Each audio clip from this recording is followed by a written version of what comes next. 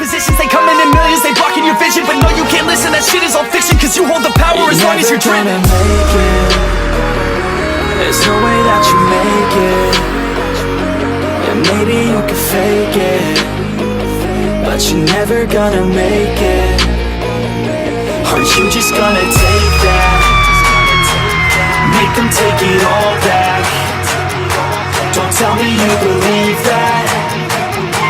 Aren't you just gonna take that? Or will you fucking fight back?